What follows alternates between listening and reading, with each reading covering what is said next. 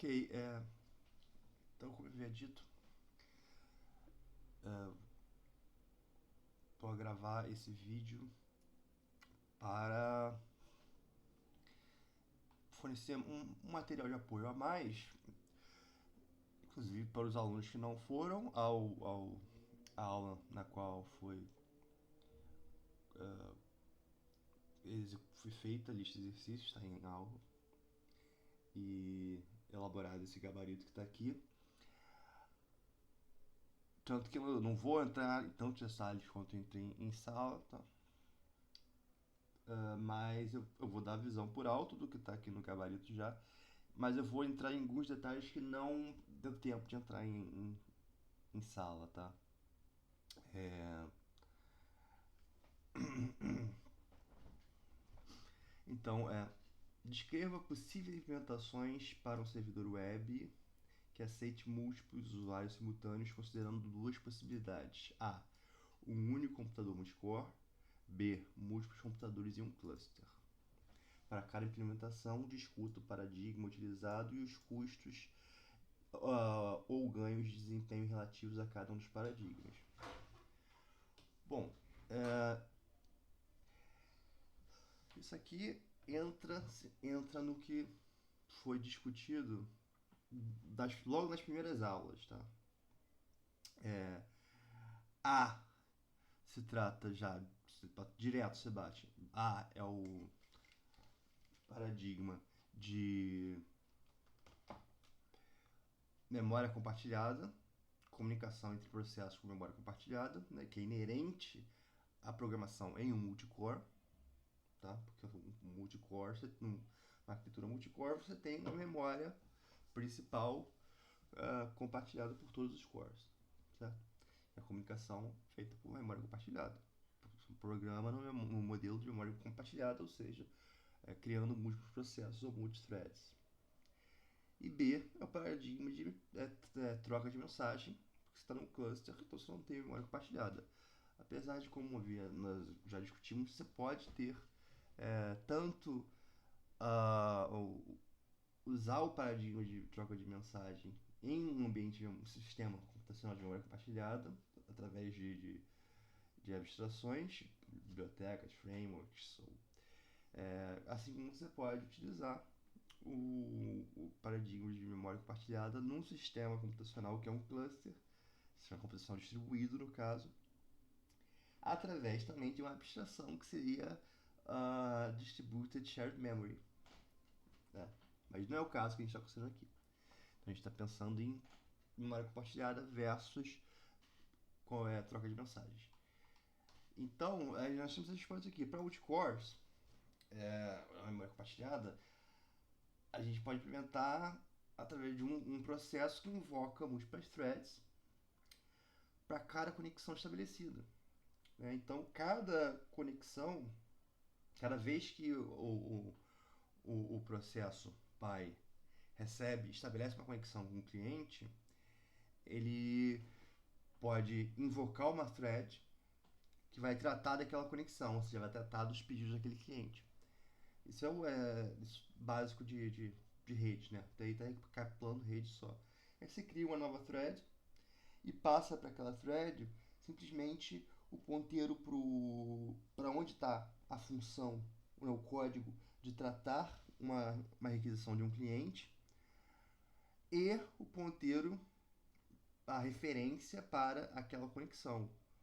Como está tudo em memória compartilhada, isso e o sistema operacional dá acesso, permite o acesso de uma thread ao espaço de memória alocado para o processo pai, então isso é tranquilo, né?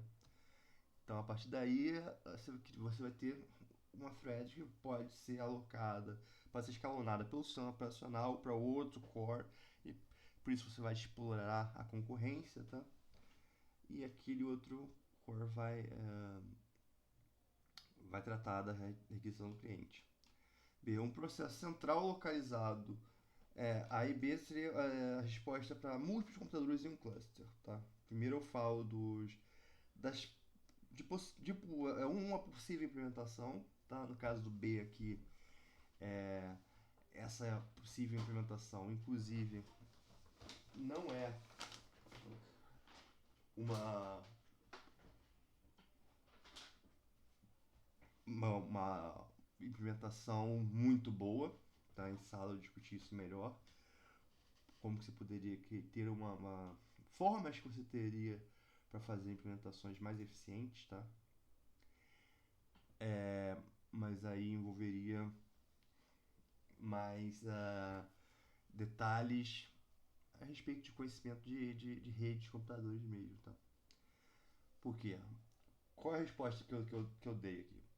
Um processo central, localizado em um dos computadores, perdão, recebe cada nova conexão e cria uma conexão túnel, né, com um computador livre dentro do cluster para repassar os dados entre cliente e servidor. Ou seja, aquele processo ele estabeleceu ele recebeu a conexão, foi estabelecida a conexão com o cliente, então ele cria uma outra conexão com um outro servidor que vai ser que vai ser escolhido de acordo com a política, tá? Pode ser uma política round robin ou simplesmente ou ele pode ter de alguma forma a informação de quais servidores estão livres, tá? E aí ele cria uma outra conexão e aí essa conexão com o cliente serve como se fosse um túnel, né? Que vai passar pelo processador central e o processador central vai simplesmente passar aquela, aquela requisição para o servidor escravo. Então aqui é basicamente como se fosse, você pode pensar que é como se fosse um proxy, tá? Um proxy. É o mesmo funcionamento de um proxy, tá? É, então, dentro de um próprio proxy, você pode ter balanceamento de carga, você pode ter um, política de segurança, você pode ter diferentes políticas de escalonamento, etc. Tá? O problema aqui é que a desvantagem aqui nesse caso é que você tem que criar uma conexão a mais, tá? Para cada conexão você cria uma nova conexão. Para cada conexão com o cliente você vai ter que criar outra conexão com outro servidor. E aí você nessa implementação aqui, quem está implementando o seu sistema distribuído vai ter que, por exemplo, manter uma lista atualizada, por exemplo, se for o caso que eu citei, né, dos servidores que estão livres. E aí se você inclui um novo servidor no cluster, para redundância, né, para aumentar a capacidade, esse servidor central teria que ser informado disso. Então você tem que criar um protocolo. Então, ao passo em que na solução anterior o escalonamento fica por conta do próprio sistema operacional, tá? O sistema operacional, isso fica transparente para a implementação do, do, de quem tá do servidor, tá? O código do servidor não faz isso. Quem faz isso é de forma o escalonador do sistema operacional, tá? Que mantém já tem o conhecimento de quais códigos estão livres ou não, e aí mas aí por outro lado você tem que confiar na segurança, na política do sistema operacional, ok? Então, a questão 2. Descreva em pseudocódigo um sistema distribuído que lê dois vetores de tamanho n e retorna a soma dos dois, considerando que a leitura e a operação saída em primeiro vetor de soma, tá? Essa operação saída corresponde a 2% do tempo, para qualquer tamanho de vetores. Por fim, indique uma equação para o speedup e a eficiência em função do número n de processadores disponíveis para executar somas.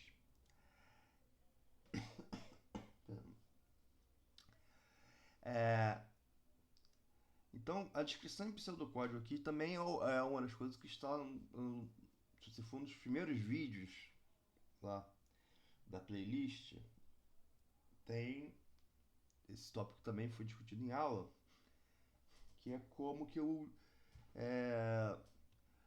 descrevo um algoritmo a ser executado num sistema distribuído. Eu descrevo ele na forma de algoritmo distribuído.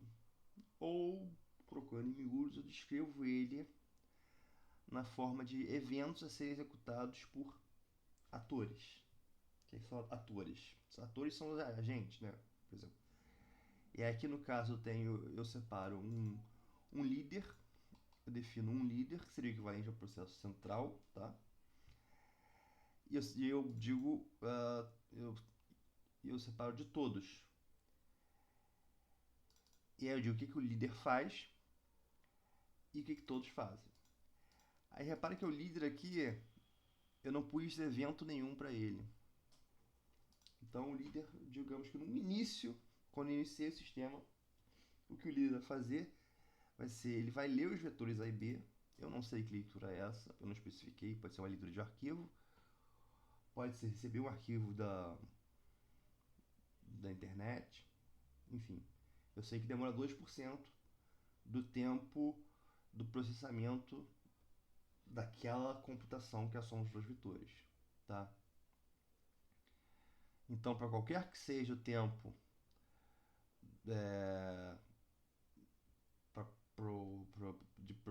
da computação,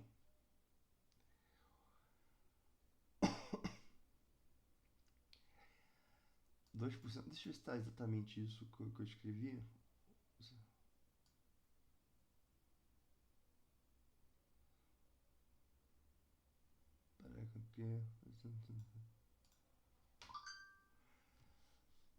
Eu acho que a interpretação ficou um pouco dúbia aqui, eu teria que corrigir.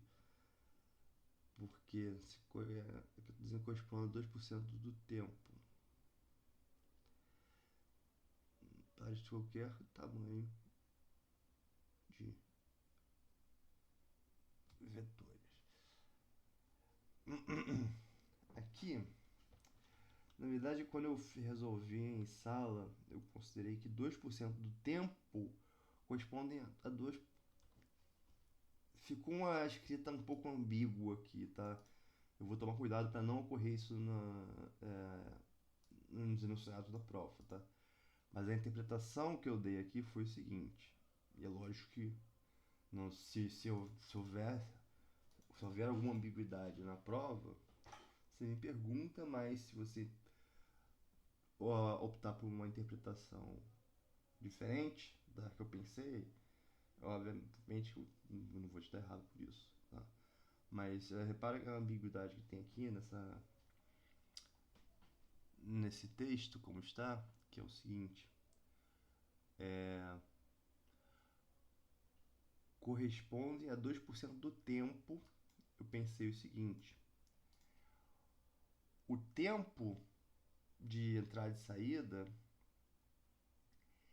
é igual a 2% do tempo de computação. Essa seria uma interpretação. Foi a interpretação que eu botei aqui. Mas poderia ser o seguinte, do tempo total, 2% é entrada e saída, 98% é computação. Se fosse nesse caso, a questão vai ser só ajustar ali, tá? A constante. Porque seria 2%. Deixa eu fazer. Cadê meu. Tá. 2% de 98%, né?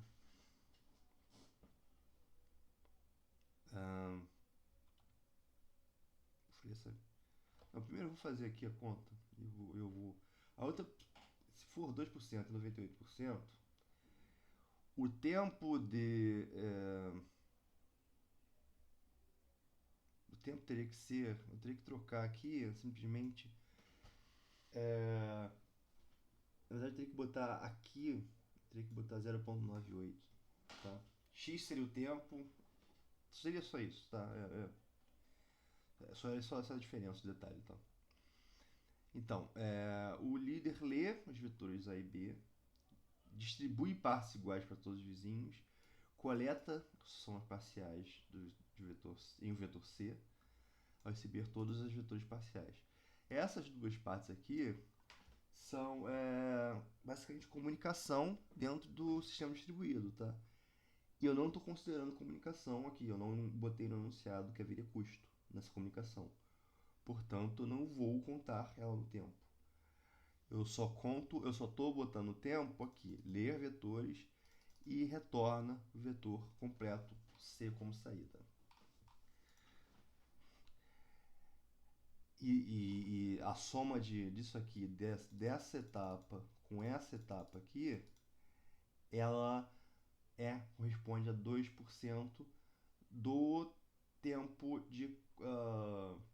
2% do tempo de executar essa operação de soma aqui, que todos executam. Ou caso você entenda que esse tempo aqui foi o tempo total, que é a questão da ambiguidade que ocorreu aqui no enunciado que eu falei, seria isso aqui é 2% de um tempo, e essa operação aqui, todas essas operações de soma seriam 98% do tempo, tá?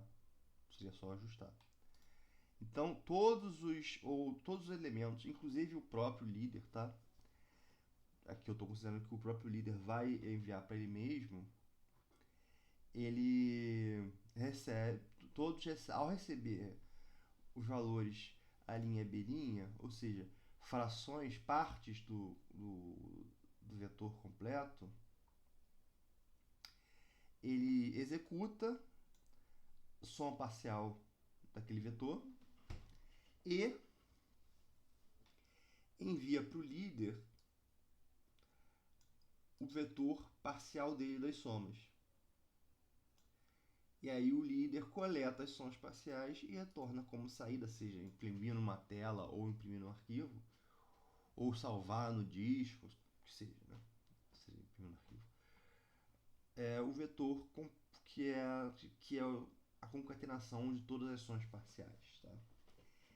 E aí a gente tem que o tempo que isso, se eu considerar que x é o tempo que demora para somar vetor A com vetor B, o vetor inteiro, tá? 2% desse tempo seria entrada e saída. Isso considerando a primeira interpretação do enunciado, tá? Então, o speedup vai ser o tempo total, o tempo que demoraria para executar A e B, se bem que aqui, deixa eu dar uma corrigida, por essa interpretação, eu não teria, tá incongruente aqui, eu não teria, deixa eu digitar, eu explico. Faz assim, olha só, cadê a edição?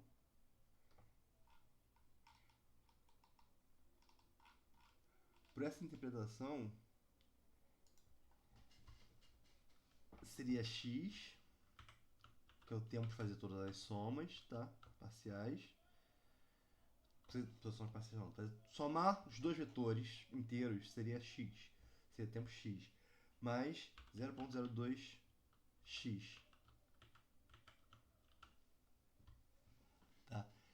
Isso dividido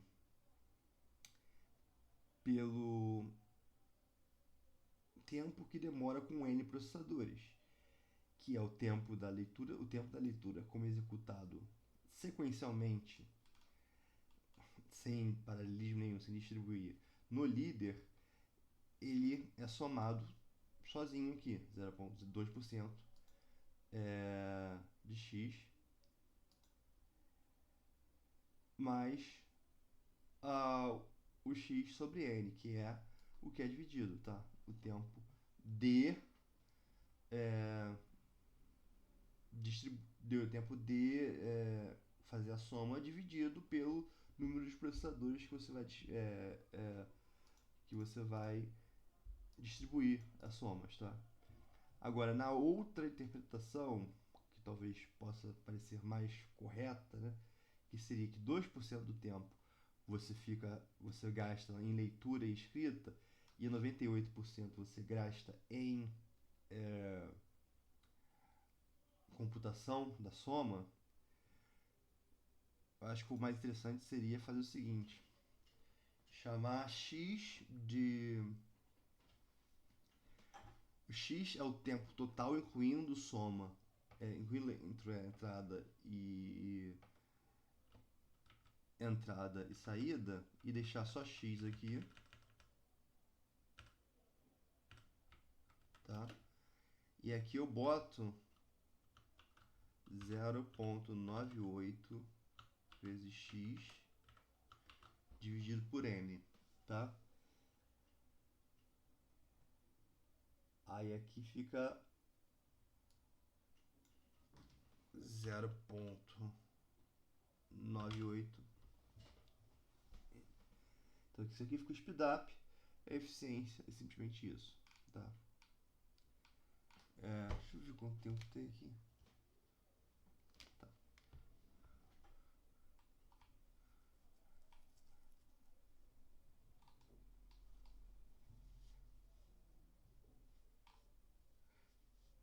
Bom, essa questão aqui, a 3, eu vou botar num vídeo separado, porque acho que as duas próximas questões eu vou botar em um vídeo separado, tá? Porque se eu deixar um vídeo muito grande, eu corro o risco de, como o meu upload está instável aqui, se eu botar se eu botar um vídeo, porque estamos em 22 minutos, né? Se eu botar um vídeo de 1 hora, ou mais, né? É capaz de eu ter problema no meio do upload do YouTube, e o YouTube não tem como reiniciar o upload de onde estiver. Então eu vou cortar, fazer em duas partes. A próxima parte eu faço a questão 3 e a questão 4, ok?